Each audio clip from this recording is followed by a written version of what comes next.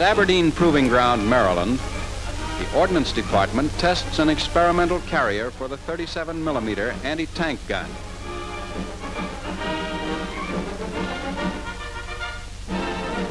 This is a quarter-ton vehicle with four-wheel drive and supports the gun on the ordnance mount.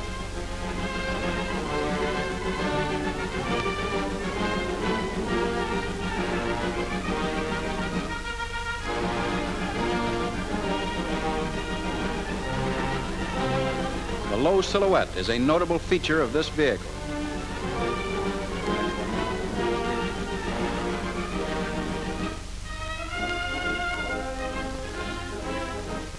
The gun in operation.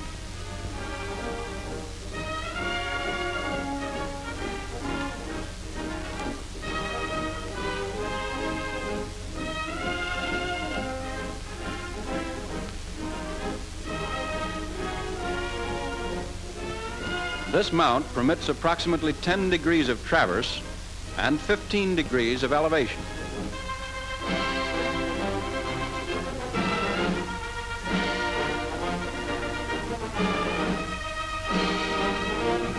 Here is another experimental method of mounting the 37mm gun on the same vehicle.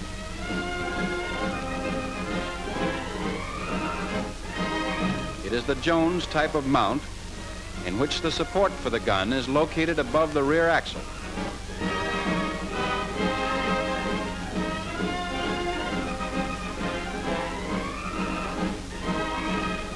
Here again, a low silhouette is to be noted.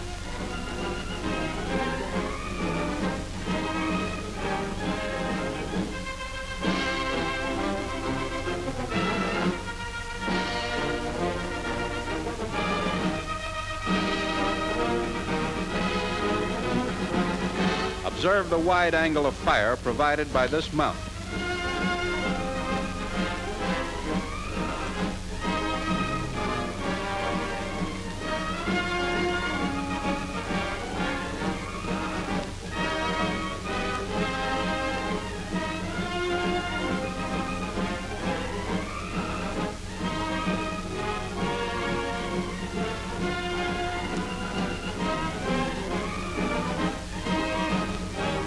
Another experimental vehicle which also mounts a single 37mm anti-tank gun. Here, once again, the low silhouette is a notable characteristic.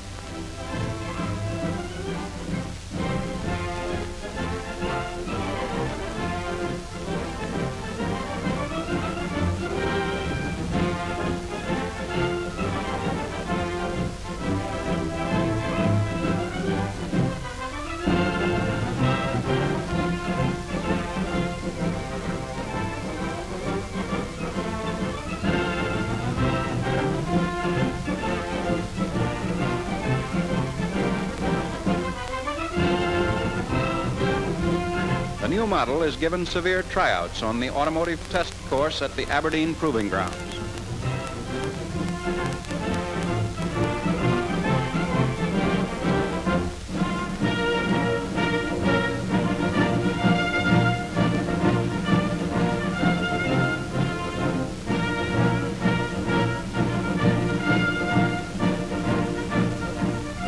Note the knee action of the inner bogies as this vehicle negotiates the furrowed field at low and high speeds.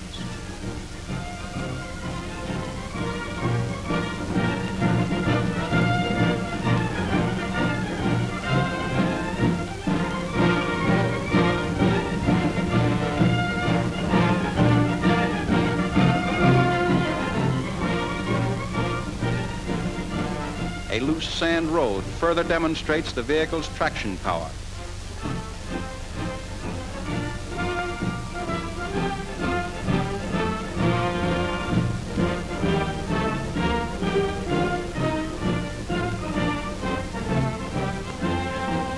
Next comes the vertical wall obstacle.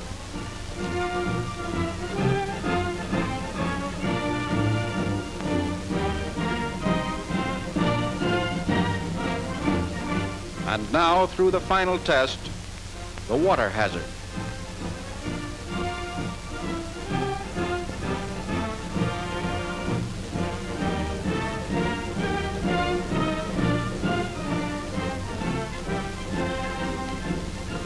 This is a 75 millimeter gun mounted on a standard half-track carrier.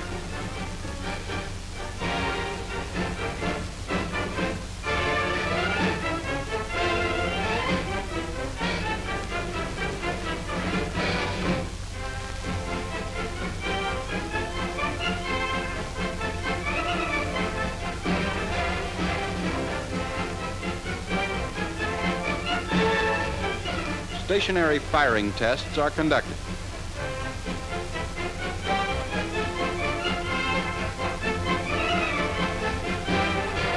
This gun can deliver fire at the rate of 15 to 20 rounds per minute.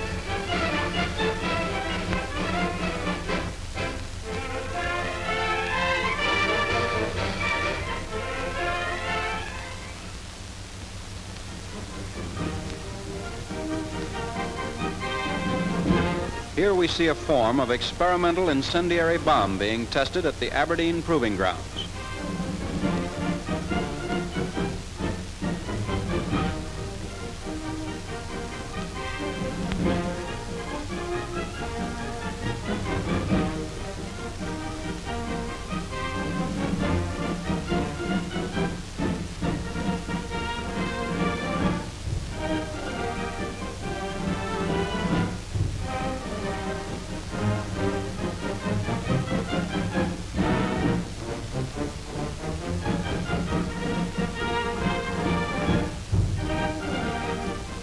The same type of bomb is shown on the roof of a wooden building.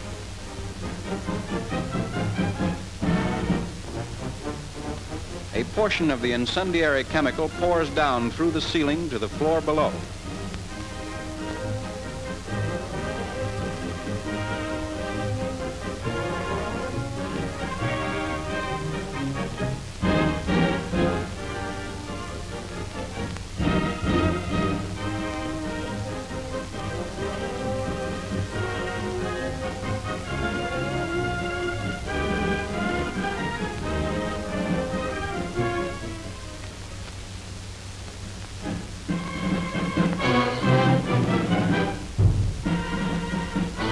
At Fort Belvoir, Virginia, the Engineer Board tests a new method of blowing road craters. To blow a single crater, 3 holes are dug in the ground with a diesel-powered earth auger. The holes are in line, 5 feet apart, the outer ones being 7 feet deep, and the middle one 5 feet. 40-pound charges of ammonium nitrate packed in canisters are placed in the outer holes, and an 80-pound charge in the middle hole. Primacord used to interconnect all 3 charges is inserted into small tubes on each canister.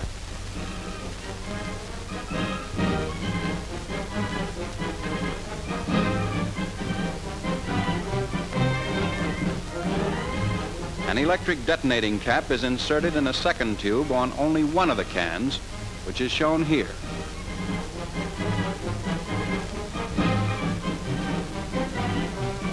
The canisters are then lowered into the holes and covered with loose earth.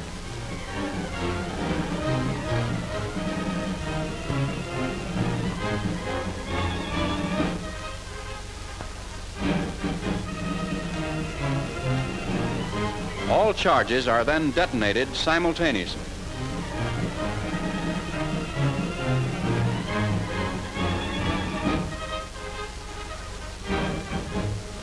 A medium tank tries the crater.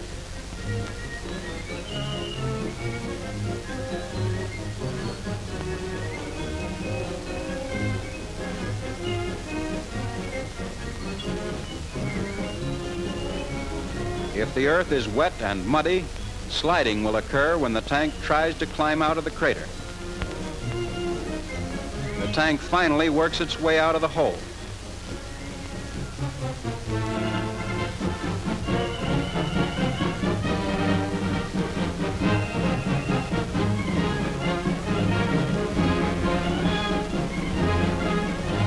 The light tank tries the same crater.